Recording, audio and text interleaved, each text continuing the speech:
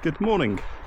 It's Saturday and it's our 18th leg of the Island Way, and we're leaving the lovely little village of Knockmoy, and we're going to be heading on our longest walk of the entire journey so far, of about 28 miles to Ballinasloe. Now, yeah, as I say, it's just gone 9 o'clock, a little bit later than I'd anticipated leaving. At the moment we're enjoying this lovely country road, and the weather's nice and clear, nice and fresh, sun in the sky and a few clouds, so ideal walking weather really. So now we're on a national road, but only for about 200 metres. These are kind of like the faster roads, but when they go through towns they've got a lower speed limit, and you can see here that it's really quite narrow going over the bridge. I think this is the river, what do they call it, River Abbott, I think. Same river we could cross on the other side of town. See quite a lot of water in there. So we're 3 miles into the walk, and we've done it in about 55 minutes. And so I guess that means we're about a ninth of the way there. Yeah, Tess is doing wonderfully, and the weather's kind of still nice and cool, so not overheating even though I'm in my jumper. Still kind of very flat, very rural. Okay, so we're going on a road with a dangerous, I've never quite seen a sign like that before, dangerous bend. There's a pub here, but it is not even 11 AM, so I do not think they're open. Is that the name of it? Screen? Interesting. Hello? Are you open? Sadly, another closed shop. We're about 7 or 8 miles into our journey. Nice little picnic stop, I guess, but it's only just turned 11, so we're going to keep going and hopefully stop off in another mile or two. Very cute little bridge over the river. Okay, here we are pulling up into Berks, our first stop of the day, and we've done 8.1 miles. So it turns out that Berks don't actually do food, but the very kind lady there brought me out some soup and a sandwich and a cup of coffee to keep me going. So I and Tess ate 3 cans of dog food, which I bought as well. So this is St Carol's Abbey, nice little abandoned abbey, I guess. So it's about 2 PM this day, and we've done about 14 miles, which puts us about halfway through the walk. We're arriving into this little town called Ballymacwood, and I think you can see, but right ahead of us is a little black dog that's crossing the road on its own. I hope it's going to be okay. Little doggy, are you alright, doggy? You okay? Oh, poor little thing.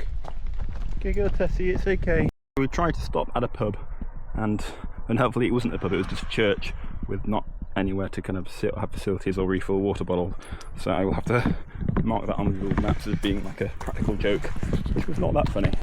Lots and lots of farmland. Hello? Anyone at home? So we're about 18 miles into our 28-mile walk. It's almost 3:30, and in about 2 miles we're going to have a nice stop in a pub in Kilconnell.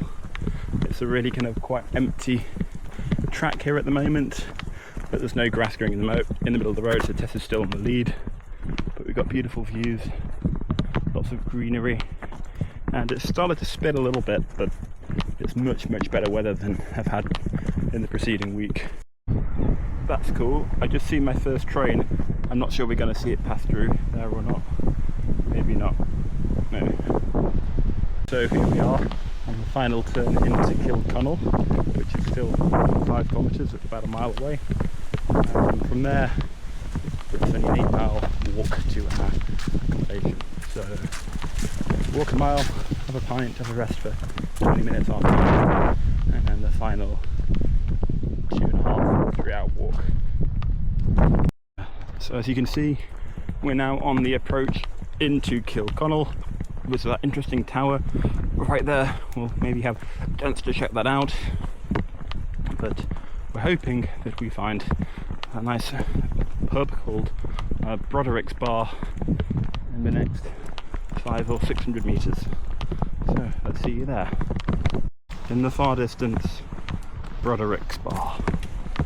So there just about is the Abbey. We can't see much more of it because we're going down this road now to a little town called Aughrim, where hopefully we might be able to get some chips or something to warm us up, because the temperature suddenly dropped and the rain has come down. But in that lovely bar, I got about 45 euros of donations from various people, and very generous of them, and we're carrying on. Good evening.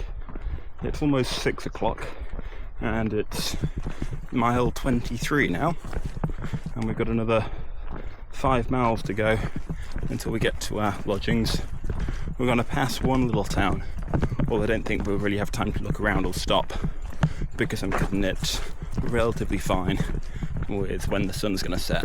The sun sets at 7:36 here, and I'll probably have another 20-25 minutes after that of reasonable twilight, but unfortunately I don't think I'm going to be in a very built up area, and so walking in the twilight in the dark is not a very good idea.